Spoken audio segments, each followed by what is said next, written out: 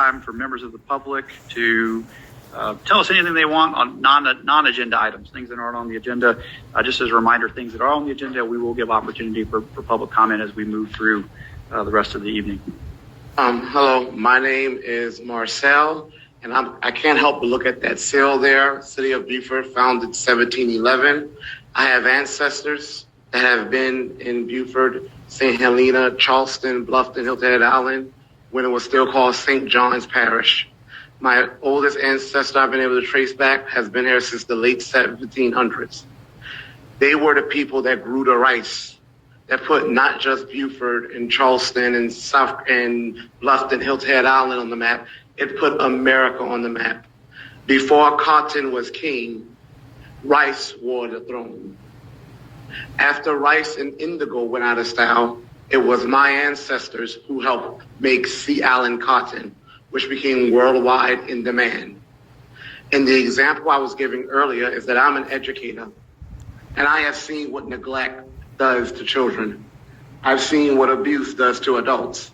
1 month of abuse, and if I notice, I report it and it stops, that's still a lifetime of damage that is done to that child and adult. So imagine what centuries of abuse and neglect can do to a people. That is what the Gullah Geechee and Native Black Americans whose ancestors built this country have gone through. And it's funny when people say, well, get over the past, but we live in a state, South Carolina, that honors the Confederate flag. We live in a country that has presidents sculpted into a mountain. So people don't want us to get over the past. They just don't want to talk about the parts of the past that make us uncomfortable. But some of us don't have that option. My children, my students that I teach, some of them go home to homes that are completely disheveled, abusive, or their parents are literally working from sun up to sundown. Being comfortable or being uncomfortable is not an option for them. That's the same thing for Black Americans today. And just so I can prove what I say, here are some statistics. A Black woman is 5 times more likely to die giving childbirth than a white woman in America. That is a higher mortality than some developed nations. The average Black family today has $24,000 in wealth. That means things such as liquid assets, stocks, and land. The average white family, $191,000. Medium income household for the average white family is $988,000. For the average Black family, at the most, is $125,000. The same way I can't tell my students, get over it and just work hard and you'll be okay when they're going through neglect and abuse, America has no right to tell Black people to get over something that America has not yet addressed.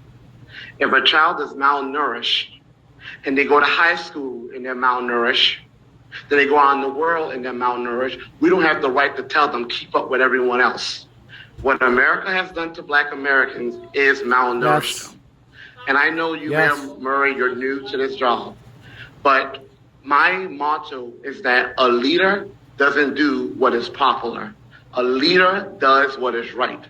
And while today we might like to honor Dr. Martin Luther King Jr., the truth of the matter is that when he was alive, he was one of the most hated men in America.